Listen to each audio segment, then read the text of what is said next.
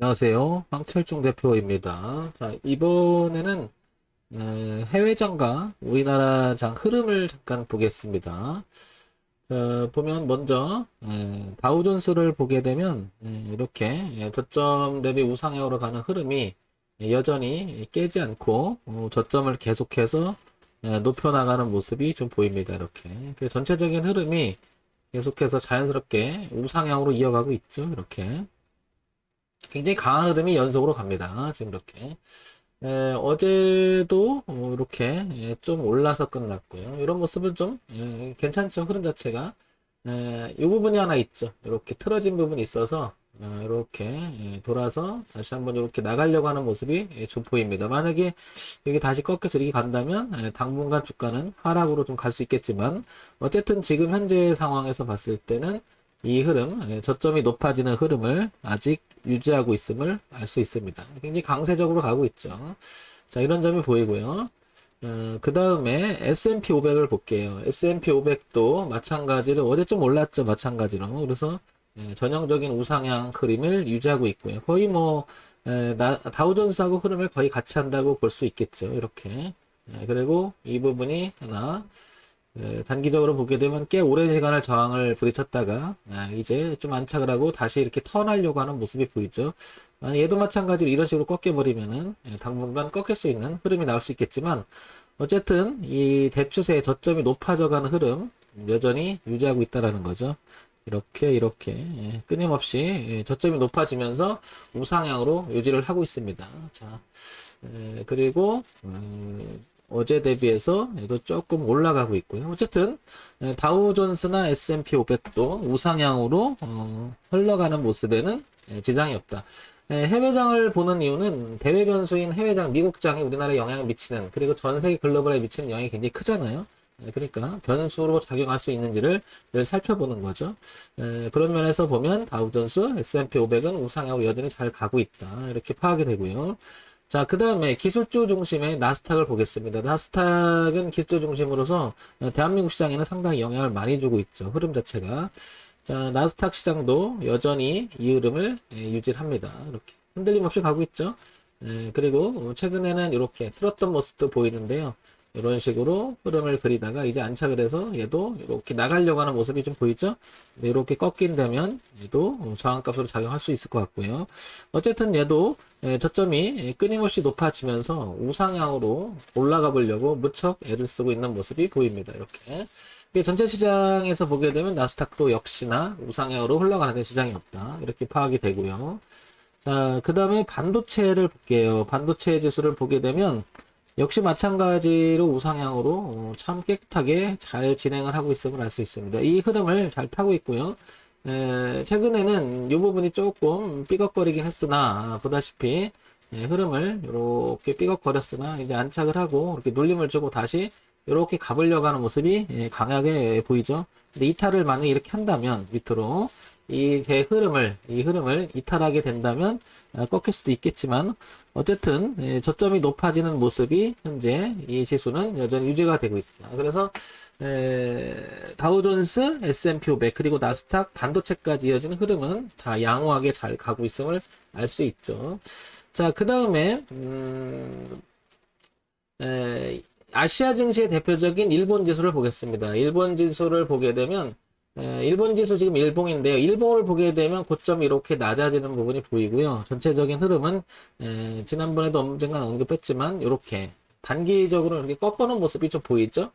그래서 흐름 자체가 이렇게 꺾어놓은 모습이 좀 있어서 여기를 조금 회복해줘서 이렇게 돌아가는 모습이 나와야 될 건데 조금 이 자리가 걸려 있죠. 그런데 일본 지수는 특이하게 요걸 일봉으로 보지 말고 요거를 한 단계 넘어가서 월봉으로 보게 되면 월봉에서 보게 되면 대추세 값인 이 흐름 한번 이렇게 보게 되면 여기를 오히려 이렇게 보시면 어떻습니까? 이렇게 전체적으로 보다시피 월봉에 즉 큰 흐름, 큰 흐름으로 보게 되면 저항값을 넘어갔던 올해 1월서부터 올라갔다가 현재 이렇게 눌림을 주는 형태가 돼서 여기는 여유가 아직 있는 거죠. 어떤 여유냐면 눌림에 대한 여유가 아직 있는 거죠. 그래서 이렇게 보게 되면 전체적인 흐름을 이 그림을 깨지 않는 선에서 즉 이렇게 유지가 되는 선에서는 아직 이렇게 눌림의 형태가 되고 있다라는 거죠. 그래서 이렇게 나갈 성질 그리고 만약에 이렇게 꺾어 들어간다면 주가는 좀 더 빠질 수가 있겠죠. 여기 종합주가 지수는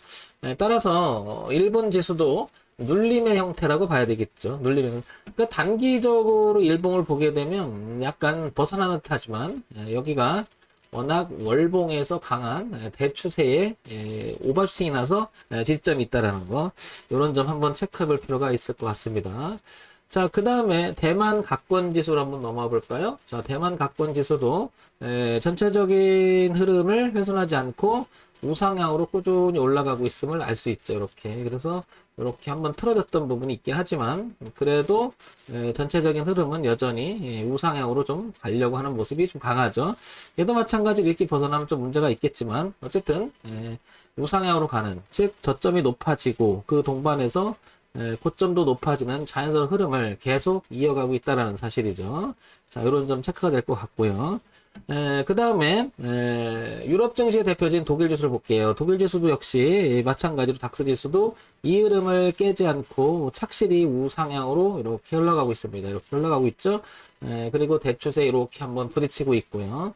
그 다음에 이 부분이 하나 있었는데 이렇게 내려가던 모습이 바뀌어지면서 전체적으로 이렇게 한번 또 돌아가려고 하죠. 그리고 이렇게 꺾은다면 또 문제가 있겠지만 여전히 닥스 지수도 이렇게 저점을 높이면서 자연스럽게 잘 가고 있다라는 거죠. 이렇게 자, 지장이 없을 것 같고요.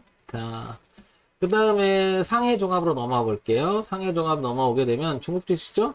일봉을 보게 되면 이렇게 처진 모습이 좀 있고요. 그 다음에 이렇게 되면 약간 깨진 모습처럼 보이긴 하지만 이 자리가 아까 일본 지수처럼 월봉으로 넘어오게 되면 최근 3년간의 흐름을 이렇게 저항을 받고 그 다음에 턴하는 모습이 좀 있죠. 이렇게 그래서 이렇게 틀어가는 모습이 좀 강한 거고요. 월봉을 보게 되면 어떠냐면 밀려도 약간 눌림성에 가깝고 얘는 이렇게 파동을 치면서 더 올라갈 성질이 있다.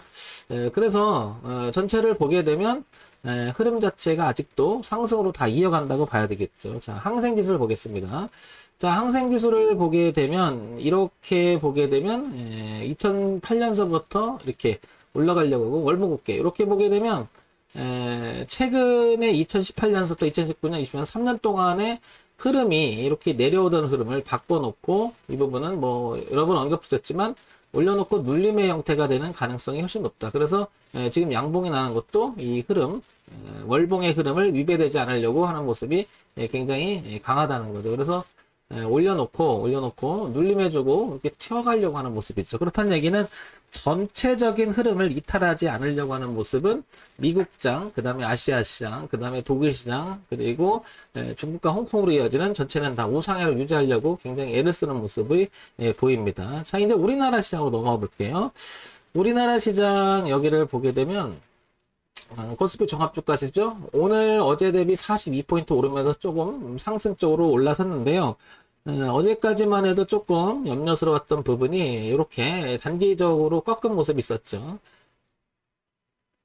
이렇게 꺾은 모습이 있었는데 다행히도 여기 3260포인트를 넘어가주면서 이제는 우상향으로 약간 틀은 모습이 좀 보이기 시작합니다. 이렇게 그죠? 전체적으로 양 대표가 이 부분을 되게 염려해서 계속 요즘에 종목보다는 지수를 봐야 된다는 얘기를 했었는데 일단은 우리나라 지수도 이렇게 내려오던 7월, 6월부터 7월 그리고 8월 이어지면서 머리를 드는 모습이 굉장히 괜찮죠. 그리고 이대로 이어진다면 우리나라 시장도 역시 좋아질 가능성이 훨씬 높아졌죠. 그래서 이제는 여기를 이탈하지 않는다면 즉 우상향으로 흘러가는 천천히 올라오는 단기적인 흐름에 이 저점을 계속 높여가죠.